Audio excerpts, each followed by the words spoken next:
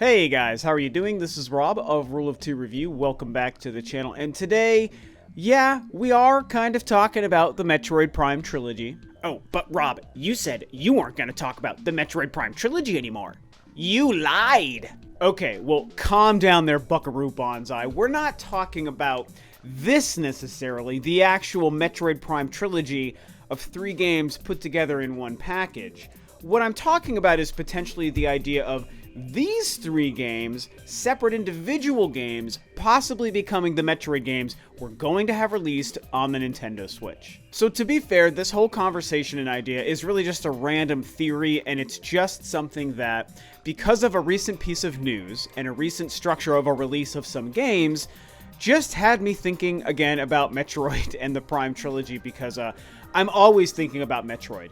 I, to be fair, have not really been thinking about the Prime Trilogy. I've brought it up in conversation when talking about Metroid Prime 4 in a different way, because I have to remind people that I'm trying not to be focused on the Prime Trilogy. But as silly as all this sounds, I really haven't been. I've, not been expecting this game in any way, shape, or form. But because of this recent news about some old Dragon Quest games that were just confirmed to be coming to the Switch before the end of this month, September 2019, it got my gears thinking again about Prime, because I just feel like Nintendo needs to do something with Metroid on the Switch sooner than later. We're getting pretty long in the tooth into the console's life. And yes, they did plan to have a Metroid game out probably around this time, but with the delay and everything happening with Prime 4, I think that they need to start looking at doing something pretty serious for the series on this console. And yeah, they just released Super Nintendo games for Nintendo Switch Online, which is great. And yes, that does include Super Metroid, which is also great. But to be fair, we've also had the original Metroid available with the NES games. Now we get Super Metroid. These are cool, but they're not really what we're looking for, right? We're looking for something a little bit more substantial from Metroid. Not to downplay Metroid and Super Metroid, 2 of the finest video game experiences ever created. That's not what I'm trying to do here. But I do think that we need something a little bit more real and tangible.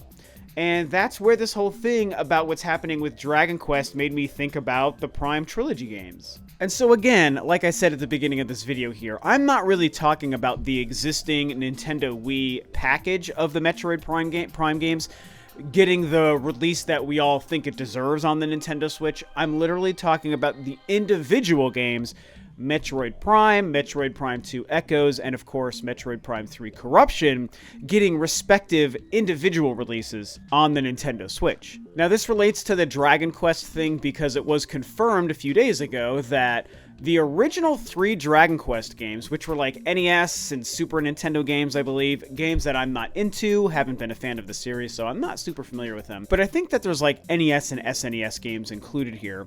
These games are going to be released on the Nintendo Switch as digital-only downloads, individual downloads per game, this month in September, to kind of celebrate the release of Dragon Quest XI finally getting its Nintendo Switch release, like 4 years after it was first announced and confirmed by Square or whatever for the Nintendo NX. And I thought that that was interesting and definitely cool for fans. A lot of people are very excited about this because a lot of people are, admittedly, big fans of Dragon Quest. And so that's great. I'm glad to see these 3 games coming. You know, they're being sold for just a couple of bucks a piece. I think that the total of the 3 comes out to like less than $25. That's a steal of a deal. That's a great deal for these old classic games. And it shows Nintendo doing kind of what I thought that they might do even before the online NES games and all that stuff, where they were going to maybe take releases of classic games from prior consoles, NES, Super NES, maybe 64 or GameCube, and just release them as individual titles to be purchased for a couple of bucks. And that's kind of what's happening here with these Dragon Quest games. Now, obviously, the way this is happening could be seen as a little bit different because we, the time that these are releasing, we have now seen Nintendo's game plan, which is NES games and SNES games as part of an online service that you don't actually own. And there's a good chance that Square might actually be responsible for this more than Nintendo. So it's not Nintendo saying, hey, we want to make NES games and SNES games available for purchase. It could be Square saying, hey, we want to release these games for $5 to $10 a piece on your eShop to celebrate the release of Dragon Quest XI, so it might be a more unique situation, but it still overall shows the window of possibility, right? That something like this could happen. And there's no normal way or reason to connect Dragon Quest and Metroid Prime, but I'm doing it here because of the business model. The business model of saying, hey, there's a newer game coming out in this series, so to celebrate for $5 to $10 a piece, you can download these 3 prior games individually. There you go. Bob's Your Uncle have these games, and I think that there's a couple of graphical updates that they've done to these because they're like the mobile ports, but for the most part, they're the same original games. And so, in a world where we've all been waiting for the Metroid Prime stinking trilogy because there was rumors and theories and leaks for so long, I myself was talking about this way before any actual industry pundits were talking about it behind the scenes, and before any rumors came out. I was talking about it because I saw it as a smart thing to do when Metroid Prime 4 was announced. I obviously wanted it as a fan, and when I looked at the overall business model on the Switch and with the Prime 4 announcement in the first couple of months of the Switch being available, by the way, I was like, yeah, this just makes sense. This is good business. They should do this. And so now when we look at the fact that we've been waiting for this forever and it still hasn't shown up, maybe this is the way Nintendo is really going to do it. Obviously, I know it wouldn't be nearly as ideal to do it this way than to just release an awesome retail package of the Metroid Prime Trilogy for the Nintendo Switch for a couple of reasons, but this is starting to make more sense to me. I really think that this is something Nintendo might do. They might just release all 3 games individually on the eShop for 10 or 15 bucks a pop. Probably 15. If I was going to guess, I would say maybe $14.99. Good prices for the games individually, to be fair. But that becomes disappointing for a few reasons. One of them I kind of already just mentioned here, and that's that when we imagine a Metroid Prime Trilogy coming to the Switch, we imagine a potential physical release, not just a download digitally like they had on the Wii U, where it was just a straight port where for 20 bucks you could download it. I mean, they could very likely make a $60 retail package that would just be amazing. Who doesn't want a Nintendo Switch case that's also a Metroid game? I mean, when you look at your Switch collection and you've got a Zelda game and a Mario game and a Xenoblade game and a Fire Emblem game, and all these other things, it's like, why don't we also have a Metroid case, a Metroid physical Nintendo Switch release? It's insane. And so obviously in a perfect world, we would get something like this for a Metroid Prime Trilogy. The other reason the trilogy would be more ideal than 3 individual releases is that also opens up the window a little bit more, I would say, for Nintendo to do some sort of upgrading to these games. For me personally, when I think of Nintendo doing 3 individual releases just on the eShop as digital-only downloads, I imagine straight standard definition ports. That's what I picture. Something that's just really, they've done no real touching up. It's not an HD remaster. There's no new features or bells and whistles necessarily. The 2 GameCube games may or may not even have motion control if they do it that way, if you think about it. But if we then start to think of that Prime Trilogy physical release, we then believe Nintendo would be more willing to put the time and money and manpower into upgrading these games. And I think we all would love to see these 3 Prime games come to the Switch with an HD polish, with an HD remaster sort of look. I would love it if they even upgraded some of the textures and updated some of the lighting and maybe even just updated some of the overall polygons and models. I mean, what if they started to veer towards a remake territory? Maybe not so much to the level of Shadow of the Colossus on the PS4 or the Gears of War remaster on the Xbox One. Maybe not quite that far, but maybe, halfway there.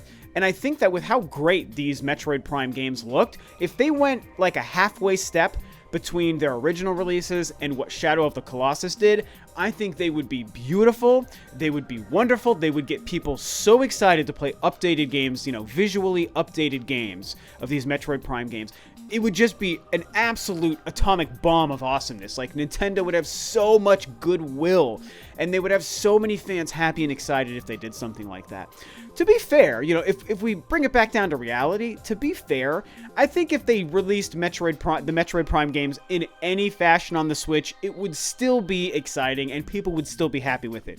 Even if they did the 3 individual releases, just like they're doing with Dragon Quest, and they didn't do any real updating, they're just standard definition straight ports for 10 or 15 bucks a piece, I think that, yeah, people would still be excited, and we should be, because that's better than nothing. The ability to play these 3 Prime games on your Switch again, introduce them to new people who've never played them, and potentially add motion control with the Joy-Cons, as well as have them portably, that's good no matter what they do. Even if they do the quote-unquote worst-case scenario of 3 individual SD releases, that's still cool.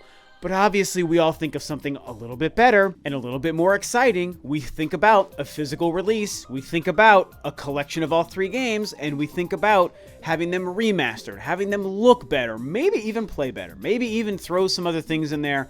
I don't even know what. Maybe there's some sort of feature or something that they're doing to Prime 4 that in a weird and small way could actually be transferred into the Prime Trilogy collection, or the 3 Prime games on the Switch, in a way to sort of showcase some of what's going to be happening. I mean, something I brought up way back, I mean, maybe even almost 2 years ago I brought this up. One of the things they would be doing, potentially, with a Prime Trilogy release, or the 3 individual games releasing on the Switch, would be to showcase how the controls, the motion controls of the Joy-Cons might be working for Metroid Prime 4.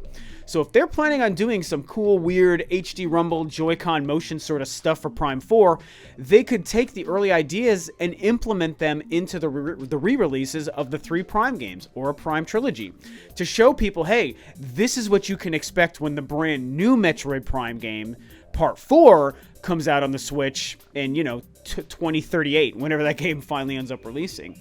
That becomes a smart business model in and of itself, because it can prepare people. And I think that across the board, there's value in that. Whatever they might be doing here, if they're doing anything, which we have to remember they might be doing nothing, anything that they might be doing here, I think would be good. Remind people that Metroid matters, Samus matters, Metroid Prime is a big deal. The 4th game, they want to be a massive release. They want it to continue the positive success of Metroid and the positive reputation of Metroid, coming off of 2 very controversial games. I've brought this up before. Metroid Other M and Metroid Prime Federation Force were very controversial games. And then they did come out with Samus Returns on the 3DS, which was great. That got a lot of the goodwill of Metroid back. People were excited again. We knew Metroid Prime 4 was on the horizon. People were excited. Now we got the delay. We're waiting. We're curious. We're wondering. And Metroid is fading from the zeitgeist. And so I've discussed other ways Nintendo may keep Metroid relevant in 2020, and I still believe in those. I am also somebody who it's hard for me to believe in the Metroid Prime Trilogy. But seeing the Dragon Quest thing makes me wonder if maybe Nintendo might adopt a similar strategy and re-release the 3 games with no updates individually on the eShop. So it's a very tricky situation and a very fine line Nintendo and Metroid and the Prime Trilogy, these 3 games, find themselves walking in right now. Like, none of us really know what to do or what to expect with this. Those of us who are Metroid die-hard fans, who are just waiting and wondering and hoping every day that we get some sort of news about a legitimate Metroid experience on the Switch, we all feel like the time has to be sometime soon. The time, I don't want to say the time has to be now, because that sounds like an entitled gamer sort of thing, and I don't really feel that way. Like, I do have patience, even though I think about Metroid all the time and I talk about it a lot on this channel.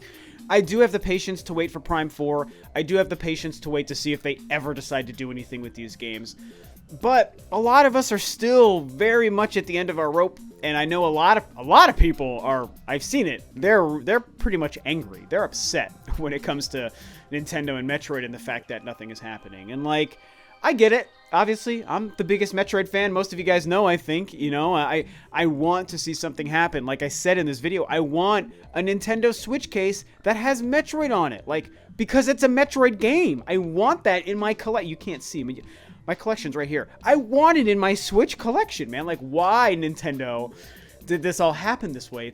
It's crazy. I actually have another video specifically about Metroid Prime 4 that I want to make that sort of feeds into this conversation. So, I have a lot of thoughts on that whole why Metroid Prime 4 did it turn into this kind of thing. It's really crazy and really unfortunate. But when it comes to Prime and the Prime Trilogy or these 3 games, I don't know, man. The Dragon Quest thing, it just got me thinking. It's just more of an idea and a concept and a theory I'm putting out here. It's not something to necessarily put your hopes and dreams on. I'm not doing that, but I do find it interesting. I find it worthy of the conversation, just like any conversation I have with you guys on my channel.